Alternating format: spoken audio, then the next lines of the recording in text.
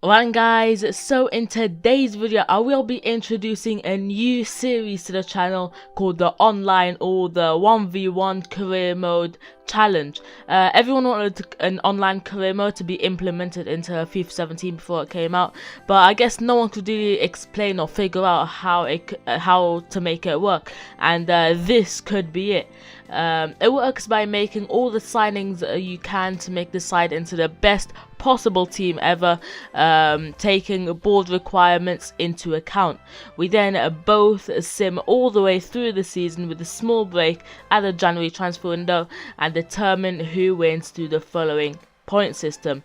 The first one is you get 1 point for each position higher than the other person in the table.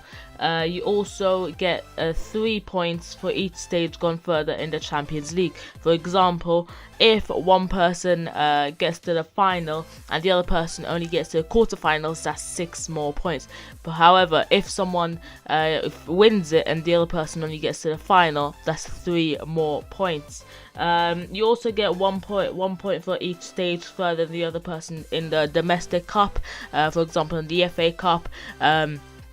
Once again, if you reach the final, the other person only reaches the quarterfinal, that's 2 more points than the other person. Not as many points are up for grabs as in the Champions League. And also, by the way, not all teams are in the Champions League. I do know this. This also works for Europa League, but if it's a smaller team like Burnley, for example, we just won't use the Champions League. That will just be gone.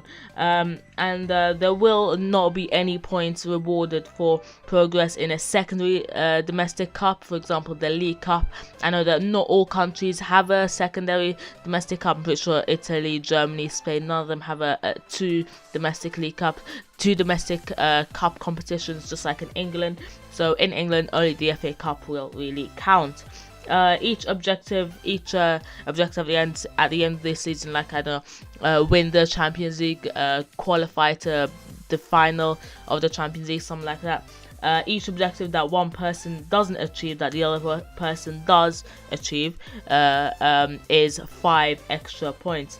Also, depending on the amount of, depending on the level of the team, the money left at the end of the season also does get you some points. For example, with Manchester United, who have 102 million, I think it is, like 10 million left over may equal about 5 points, something like that.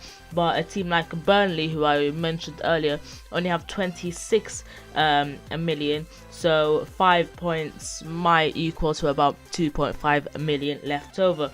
We must sim through every game, like I said earlier, and you can play through until I say play through, I don't mean like you can play the games, but you can you can just, you know, like play through. You don't need to go to the calendar and sim all the way through. You can play through until the summer deadline day and all of January if you want, but you must still sim all the games, like I said. The final rule is if one person gets sacked at the end of the season, the other person automatically wins. So no matter what happens, I mean, the person would probably won anyways on points, but if one person gets sacked, the other person automatically wins, like I just said.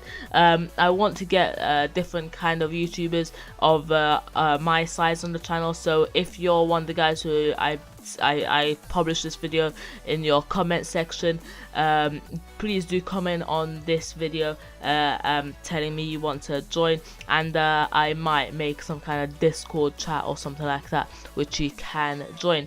Anyways, that will be the end of today's video. If you have enjoyed it, please be sure to drop it a like.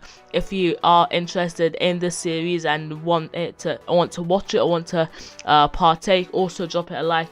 And yeah, also any other rules you might wanna see, drop them in the comments down below as well. And yeah, like, subscribe, and yeah, goodbye.